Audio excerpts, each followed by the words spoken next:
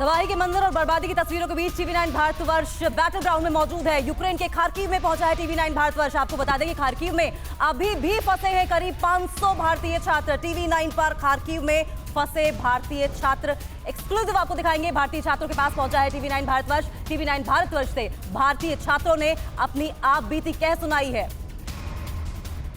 हम इस समय खार्किव में मौजूद हैं और ये खार्किव के वो बच्चे हैं जो यहाँ पर फंस गए। खार्किव में जब से खार्किव पर अटैक हो रहा है और ये पूरी संख्या आपको दिखाई पड़ रही बच्चों की। तो यहाँ पर जो इनके केयर टेकर हैं जो देखरेख कर रहे हैं, पहले उनसे जानकारी लेते हैं। डॉक्टर संधू हमारे साथ हैं। डॉक्टर साहब ये बताइए कि कब से रखा है इन बच्चों के यहाँ पर और करीब कितने बच्चे यहाँ पर होंगे और बच्चे कहाँ कहाँ के हैं ये? सर देखिए यहाँ पे हम पहुँचे हैं 4 दिन पहले। 4 दिन पहले, क्योंकि खार्किव के हालात इतने ख़राब हो गए थे। हम वेट कर ही जा रहे थे कि हमें रशिया के थ्रू निकालेंगे या कोई बसेज आएंगी, कुछ नहीं आया। फिर हम चल के अपने हॉस्टल से ऑलमोस्ट 14 किलोमीटर स्टेशन पे पहुंचे, लेकिन स्टेशन पे बहुत ज़्यादा केओस था। और 14 किलोमीटर आप चल करके सब बच्चे 1200 बच्चों के साथ हम चल के वहाँ पे पहुंचे हैं। मैं और मिस्टर मनी हम रात को पता नहीं कहाँ पे रहे, हम we can not even explain. वहाँ पे खाने पीने का कैसे आपने? फिर हमने जाके गांव से खाना खरीदा है, आलू की बोरियां, ब्रेड सब कुछ खरीद के यहाँ पे लेके आए हैं। ये बताइए कि इतने सारे बच्चे यहाँ पर हैं, 4 दिन से आप लोग इनकी देखरेख कर रहे हैं और खार्किव में इतना अटैक हो रहा है। अभी तो हमारे फ्रीडम स्क्वायर सब पर अटैक हुआ है। इन बच्चों के जहन में कैसे, आप इन बच्चों के जहन में क्या आपको चल रहा है, क्या पता चला? बच्चे क्या आपसे बात कर रहे हैं जिस तरह से अटैक यहाँ पर हो रहा है? यहाँ भी शायद धमाके हो रहे हैं आसपास में।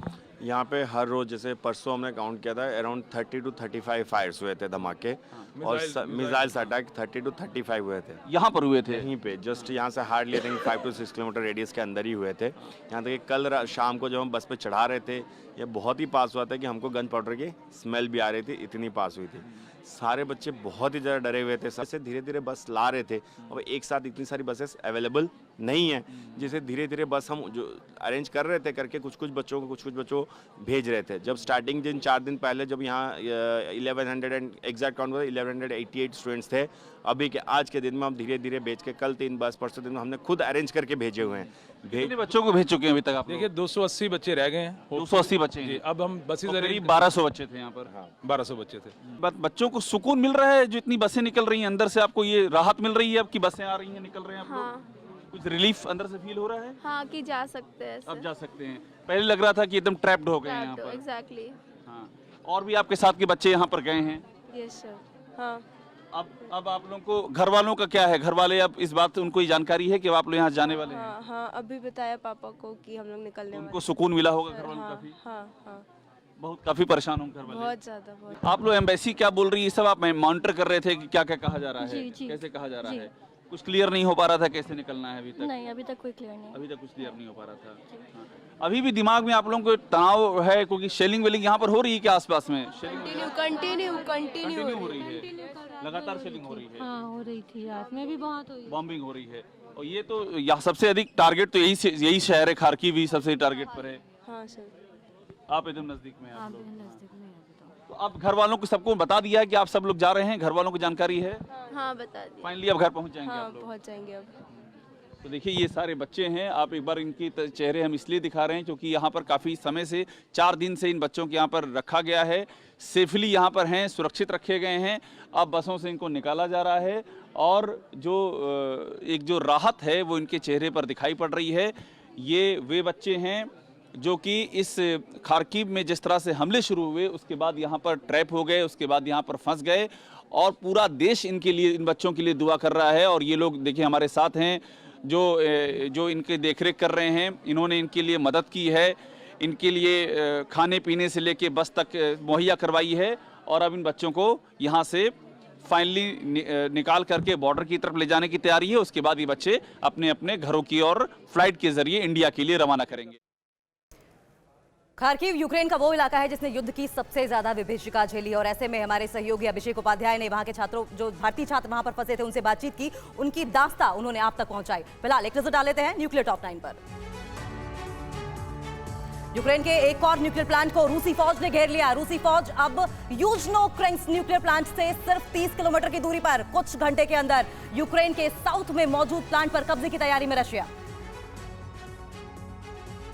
यूक्रेन मीडिया में दावा किया गया है कि ज़पोरिज़िया न्यूक्लियर प्लांट पर फिर से यूक्रेनियन आर्मी ने कंट्रोल कर लिया। न्यूक्लियर प्लांट पर रूसी फौज कब्जा बरकरार नहीं रख पाई।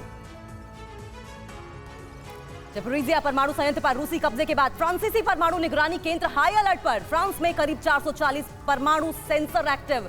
यूक्रेन बॉर्डर से लगे देशों तक फ्रांसीसी परमाणु सेंसर नेटवर्क एक्टिव। मारियोपोल पर रूस के हमले का नया वीडियो आया सामने। तस्वीरों में रूसी आर्मी मल्टीपल रॉकेट लॉन्चर से मारियोपोल पर सिलसिलेवार अटैक करती दिखाई दी। यूक्रेनी मीडिया ने दावा किया है कि यूक्रेनी सेना ने होस्टोमेल को फिर से अपने कब्जे में ले लिया। होस्टोमेल की लड़ाई में 50 से ज्यादा रूसी सैनिक मारे गए। रूस के हमले से यूक्रेन का बूचा कराह रहा है। जंगे मैदान में विध्वंसक की ये तस्वीरें तुर्की के जासूसी ड्रोन ने कैप्चर की। तुर्की ने वीडियो जारी कर बूचा में भारी तबाही का किया दावा। यूक्रेन को पूरी तरह तबाह करने के लिए रूस घातक से घातक हथियारों का इस्तेमाल कर रहा है। अब रूस पर दोबारा क्लस्टर बमों की बौछार करने का आरोप। यूक्रेन के पक्रोस्क शहर में क्लस्टर बम से हमले किए गए। रूस के घातक हमलों में यूक्रेन पूरी तरह से तबाही की कगार पर। रूस की मिसाइलों ने यूक्रेन के थर्मल पावर प्लांट को नेस्तनाबूद कर दिया। सूमी प्रांत का थर्मल पावर प्लांट तबाही की कगार पर। यूक्रेन के मारियोपोल को रूसी सेना ने चौतरफा घेर दिया। रूसी सेना के संभावित हमले को लेकर शहर में अफरा तफरी का माहौल। इस बीच एक शॉपिंग सेंटर में जरूरी सामान को लेकर लूटपाट।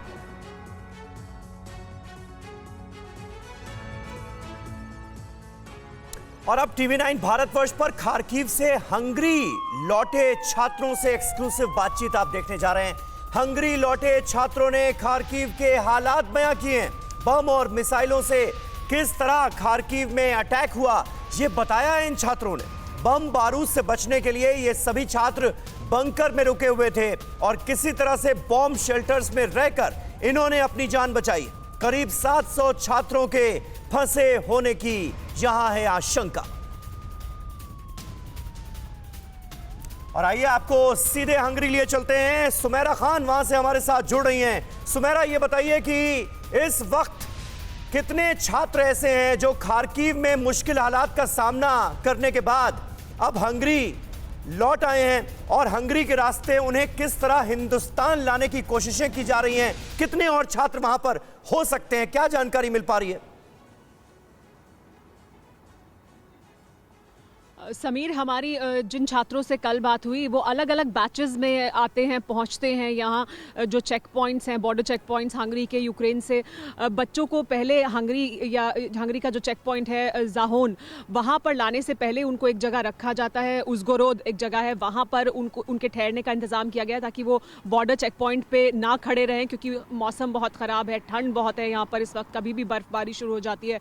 ऐसे मौसम में बॉर्डर पर घंटों उन्हें इंतज़ार ना करना पड़े, तो वो बहुत स्ट्रीमलाइंड है प्रोसेस। अब उनको एक जगह रुकाया जाता है उज़गोरोद में, यूक्रेन के अंदर बॉर्डर के पास ये जगह है।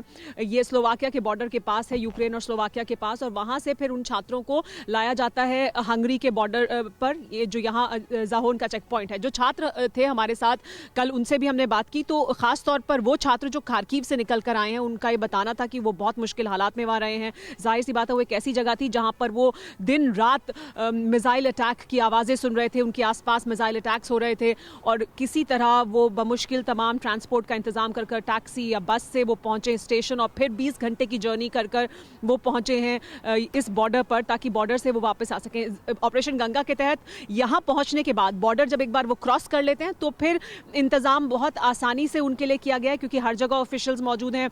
उनको यहाँ से ट्रेन के जरिए बुडापेस्ट तक लाया जाता है, अगर हंगरी की हम बात करें। लेकिन ऐसे ही स्लोवाकिया में अगर वो हैं और वहाँ से अगर वो बॉर्डर क्रॉस करके अंदर आते हैं तो वहाँ पर भी एक जगह है, एक शहर है, वहाँ उनको लाया जाता है, कोइशे शायद उसका नाम है, बताया जा रहा है, वहाँ पर उनको लाया जाता है। फिर वहाँ से वो फ्लाई कर रहे हैं, बाय फ्लाइट वो वापस हिंदुस्तान जाते हैं। तो जब एक बार बॉर्डर क्रॉस कर रहे हैं उसके बाद बहुत आसान है, क्योंकि हर जगह बंदोबस्त किया गया है। लेकिन बॉर्डर तक पहुँचना उन छात्रों के लिए जो खार्किव जैसी जगहों में फंसे हैं मुश्किल है। हालांकि अब उनकी संख्या बहुत ज़्यादा नहीं है।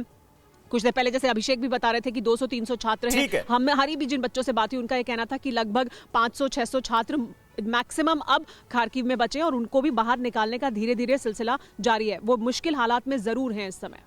परवाह देश की, सोमवार से शुक्रवार रात 10 बजे TV9 भारतवर्ष पर।